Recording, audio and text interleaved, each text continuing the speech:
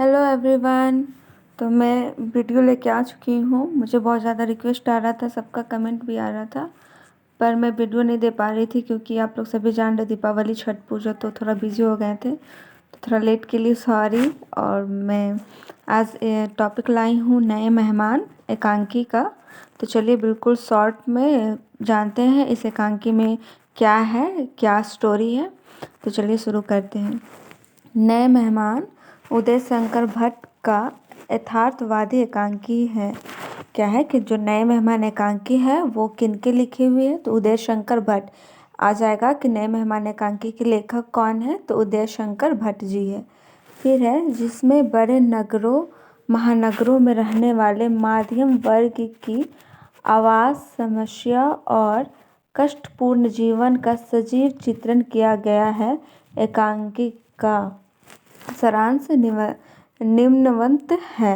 क्या बताया गया है इस एकांकी में? मेन टॉपिक यही है कि जो बड़े नगर में महानगरों में रहते हैं, जैसे दिल्ली मुंबई ये सब हो गया, उसमें जो मध्यम वर्ग के लोग रहते हैं, बड़े शहर में जाके जो छोटे लोग, जो मिडिल क्लास के लोग रहते हैं, उनकी क्या समस्या होती है, क्या दिक्कत होती है, उसको वो सारी चीज़ को इस एकांकी में उदय शंकर भट्ट ने चित्रण करने की कोशिश की है। तो चलिए जानते हैं कि इस कहानी में है क्या, एकांकी में है क्या। तो है नए मेहमान एकांकी का मुख्य पात्र विश्वनाथ है। नए मेहमान एकांकी का मुख्य पात्र कौन है, तो विश्वनाथ जी है। ठीक है, क्वेश्चन आ जाएगा आपका ऑब्जेक्टिव में कि नए मेहमान एकांकी के मुख्य पात्र कौन है, तो आप आंसर लिख दीजिएगा विश्वनाथ है। फिर है वह एक बड़े नगर की धनी बस्ती में अपनी पत्नी व बच्चों के साथ रहता है। कौन? विश्वनाथ जी। विश्वनाथ जो है वो बड़े नगर की घनी बस्ती में, मतलब कि बड़ा बड़ा शहर में बस्ती जो होता है गली उली में, वो बस्ती में अपने पत्नी और बच्चों के साथ वो रहता है। उसका मकान बहुत छोटा है। विश्वनाथ का जो मकान है वो बहुत ज़्यादा ही छोटा है। गर्मी का मौसम है और वहाँ पे अभी गर्मी का मौसम है और रात के 8 बजे हैं। और रात के कितने बज रहे हैं? 8 बजे है। तो शुरू से समझिए कि नए मेहमान के मुख्य पात्र जो विश्वनाथ जी है और वह एक बड़े से नगर की घनी बस्ती में अपनी पत्नी व बच्चे के साथ रहते हैं। फिर उसका जो मकान है विश्वनाथ जी का वो बहुत छोटा है और अभी वहाँ पे गर्मी का मौसम है और अभी वहाँ पे रात के कितने बज रहे हैं? 8 बज रहे हैं। उसका छोटा बच्चा बीमार है। विश्वनाथ जी का जो छोटा बच्चा है वो बीमार है और उसकी पत्नी का गर्मी के कारण बुरा हाल है। और वहाँ पे जो गर्मी बहुत है, गर्मी का मौसम है, उस गर्मी की वजह से विश्वनाथ जी की जो पत्नी है उसका बुरा हाल है। फिर है उसकी मकान की छत बहुत छोटी है। विश्वनाथ जी का जो मकान है उनकी जो छत है वो बहुत ज़्यादा ही छोटी है, जिस पर चारपाई बिछाने की भी पर्याप्त जगह नहीं है। जिस पर जो चारपाई मीन खटिया बोल सकते हैं हम लोग, वो भी बिछाने के लिए जगह नहीं है। तो आप लोग सोच लीजिए कि कितना मुश्किल से वो गुजारा, कितनी छोटी सी जगह पे वो रह रहा है। फिर है विश्वनाथ की पड़ोसिन बहुत कठोर स्वभाव की है। जो विश्वनाथ जी के आस पड़ोस लोग हैं वो लोग भी बहुत कठोर स्वभाव की है, अच्छे नहीं है मीन।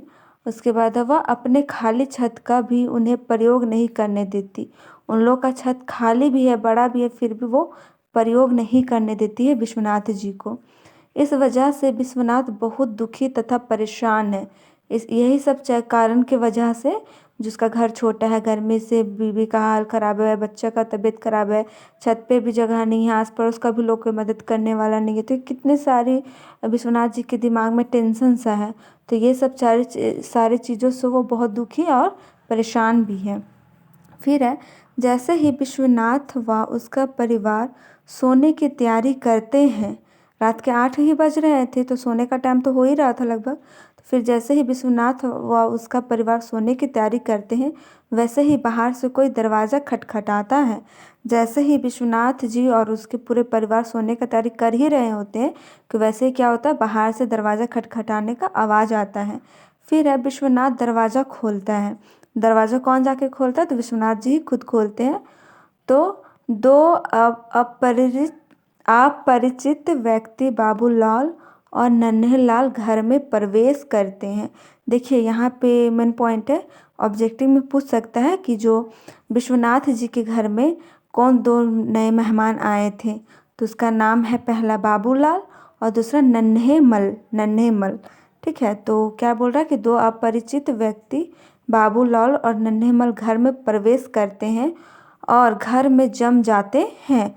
जब दरवाज़ा खोलते विश्वनाथ जी तो दो लोग घर में आते हैं, वो है बाबूलाल और नन्हेमल, और प्रवेश करते हैं और घर में जम भी जाते हैं, मतलब खाते पीते सब है, और मतलब कि जान पहचान भी नहीं होती है कि कौन है, बस अनजान कह के वो लोग आए हुए रहते हैं। वे विश्वनाथ से ठंडे पानी की मांग करते हैं और विश्वनाथ जी से वो ठंडे पानी मांगते हैं। जो दो लोग आए रहते हैं बाबूलाल और नन्हेलाल, वो लोग जब घर में आते हैं तो कोई भी हम ही लोग का घर में आएगा तो उसको तो घर से डायरेक्ट भगा तो नहीं सकते कि कौन है, पहले उसको बैठने के लिए ही बोलेंगे, उसके बाद धीरे धीरे जान पहचान होगी कौन है कौन नहीं है। क्योंकि शहर में रहने से गांव से भी बहुत कोई जाते हैं वहाँ पे काम करने, तो कोई भी रिलेटिव के यहाँ रुक जाते हैं, तो वैसा ही कुछ विश्वनाथ जी के साथ था और ये लोग दोनों भी वैसा ही समझ के उसके घर के अंदर आए हुए थे। लोग दोनों तो आए हुए थे, पर वो आते के साथ ही विश्वनाथ जी से ठंडे पानी की मांग करते हैं। तो फिर विश्वनाथ द्वारा उनका परिचय पूछे जाने पर वे उसे बातों में उड़ा देते हैं। तो विश्वनाथ जी जब भी वो लोग दोनों से उनका परिचय जब पूछना चाहते थे तो वो लोग बातों को उड़ा देते थे, मतलब उसको केयर नहीं करते थे। फिर है विश्वनाथ जी संकोची स्वभाव के कारण कुछ नहीं कह पाता।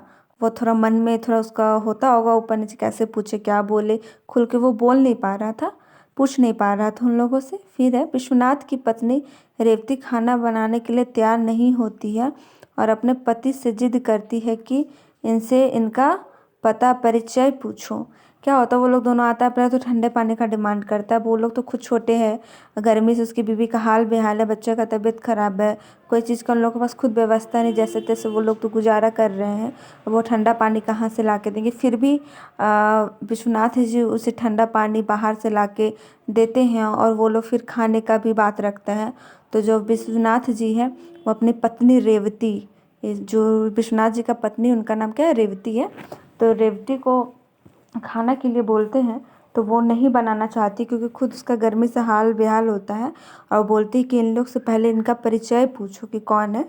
तो जब विश्वनाथ उनसे साफ साफ पूछता है तो पता चलता है कि वे भूलवश उसके घर आ गए।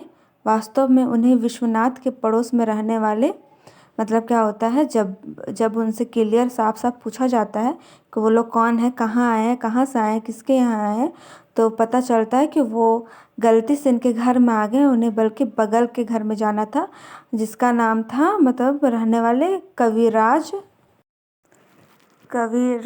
रामलाल वेद के घर जाना था। क्या था कि वास्तव में उसे विश्वनाथ के पड़ोस में जो रहने वाले थे, क्या, कविराज रामलाल, ये भी आप नाम याद रखिएगा कि पड़ोस का नाम क्या था, कविराज रामलाल, जिसके यहाँ किनको जाना था, तो बाबूलाल और नन्हेमल को जाना था। ठीक है, था, और वे भूल से उसके घर आ गए थे। किसके घर आ गए थे, विश्वनाथ जी के घर आ गए थे। इस पर विश्वनाथ के बच्चे उन्हें सही स्थान पर पहुंचा कर आते हैं और दोनों पति पत्नी चैन की सांस लेते हैं। फिर क्या होता है, जैसे ही पता चलता है कि वो पड़ोस के हैं तो जो विश्वनाथ के बच्चे होते हैं वो उनके घर तक पहुंचा के उन्हें आते हैं। तो वही जो बीच में मेहमान आए थे, तो ये बिल्कुल शॉर्ट में बताया गया है। तो वही होता है कि कैसे वो लोग को ठंडा पानी जुगाड़ करके दिया जाता है। वो खाना नहाने भी जाते, घर में पानी नहीं होती, थोड़ा बहुत पानी बची होती है, उसी से नहाते हैं, मतलब बहुत सारे वो संवाद होती है उनके बीच में। तो वो आपको शॉर्ट में मैं समझा दी हूँ। तो उसकी पत्नी, फिर वो लोग खाना खाना चाहते हैं तो उसकी पत्नी खाना बनाने में आनाकानी करती है, उसे नहीं मन होता है बनाने का। फिर आगे देखते हैं कि पति पत्नी चैन का सांस लेते हैं उनके जाने के बाद। फिर है जैसे ही और रेवती इन विश्वनाथ दोनों से मुक्त होते हैं, मतलब ये दोनों मेहमान बाबूलाल और नन्हेमल से मुक्त होते हैं, वैसे ही रेवती का भाई आ जाता है। फिर क्या होता है, रेवती का भाई आ जाता है, विश्वनाथ जी की पत्नी का भाई आ जाता है। फिर है अपने भाई के आगमन पर रेवती बहुत प्रसन्न होती है। जब उसका खुद का भाई, जब अपना भाई आता है तो रेवती बहुत ज़्यादा क्या होती है, खुश हो जाती है और उसकी आव भगत में लग जाती है। मतलब अपने भाई के आने से पूरा वो खुश हो जाती है और उसका पूरा स्वागत करने लगती है, पूरा उसमें भिड़ जाती है रेवती। उसे इस बात का दुख है कि उसका भाई उनका मकान ढूंढता रहा और बहुत देर बाद सही स्थान पर पहुंचा। उसका बाद बहुत पहले ही आ चुका था भाई, पर मकान वो ढूंढ नहीं पा रहा था, लेकिन बहुत लेट के बाद वो मकान में आ पहुंचा। तो इस बात को रेवती को दुख है। वह भाई के बार बार मना करने पर भी खाना बनाने को तैयार होती है। यहाँ से क्या समझ में आ रहा है कि जब नया मेहमान आया था, 2 अनजान लोग, तो उसके जब खाना बनाने का टाइम था तो रेवती का माथा दर्द हो रहा था, उसे गर्मी लग रहा था, उसको गुस्सा आ रहा था। लेकिन वही जब खुद का अपना भाई आता तो बिल्कुल खुश हो जाती है, उसका सारा गर्मी दूर हो जाता है, माथा दर्द दूर हो जाता है। और भाई मना भी कर रहा है कि मेरे लिए खाना मत बनाओ, फिर भी वो खाना बनाने के लिए जिद करती है और बनाती है, के लिए तैयार हो जाती है और बच्चों को बर्फ़ व मिठाई लाने के लिए भेजती है। और बच्चों को क्या करती है, वह तो गर्मी का दिन है तो बर्फ़ मतलब पानी में मिला के देगी, ठंडा पानी, और मिठाई लाने के लिए भेजती है। विश्वनाथ मुस्कुराकर व्यंग्य से कहता है, कहो अब। इस पर रेवती कहती है, कहो अब। विश्वनाथ जी अपनी पत्नी से कहते हैं, तो इस पर रेवती कहती है, मीनू की पत्नी कहती है, अब क्या मैं खाना बनाऊंगी, भैया भूखे नहीं सो सकते। इसी बिंदु पर एकांकी का विनोदपूर्ण अंत हो जाता है, उनका एकांकी खत्म हो जाता है।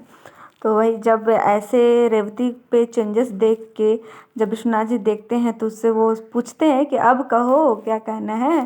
तो रेवती कहती है, अब क्या मैं खाना बनाऊंगी और अपने भैया को भूखे थोड़ी ना सोने दूंगी। और इसी इसी लास्ट पंक्ति पे एकांकी का समापन हो जाता है, ख़त्म हो जाता है। तो इससे इस एकांकी से यही सीख मिलता है कि जब कोई अनजान व्यक्ति आता है या अनजान लोग होते हैं जिसे हम जान पहचान नहीं है, उससे थोड़ा मतलब मन मुटाव होता है, उसे खुल के हम लोग नहीं कुछ कर पाते हैं। बट वही जब अपना कोई आता है तो सारा दुख दर्द ख़त्म हो जाता है, लोग में अपनापन सा आ जाता है और सारा चीज़ करने लगता है। जैसे कि रेवती ना होने पे भी वो जुगाड़ करती है, जहाँ तक हो पाए उतना कोशिश करती है अपने भाई के लिए करने का। तो बस यही था एकांकी में, और आशा करती हूँ आप लोगों को अच्छे से समझ में आया होगा। और लेट वीडियो डालने के लिए मैं फिर से सॉरी बोलती हूँ। अब मैं जहाँ तक होगा मैं वीडियो डालूँगी टाइम निकाल कर। अगर आप लोगों को ये एकांकी अच्छे से समझ में आए तो कमेंट में मुझे ज़रूर बताएं कि आप लोगों को कैसा लगा, समझ में आ रहा है ना। और नेक्स्ट वीडियो में किस टॉपिक पे डालूँ ये भी आप लोग बताएं क्लियर कि ये चीज़ पर्टिकुलर पे मुझे हम लोगों को वीडियो चाहिए, तो मैं उसी पे डालूँगी। तो धन्यवाद, देखते रहें। वीडियो को ज़रूर लाइक करें, शेयर करें। चैनल को अगर आप लोग नए हैं तो चैनल को सब्सक्राइब ज़रूर करें और प्यारे प्यारे कमेंट करें। धन्यवाद, कीप वॉचिंग।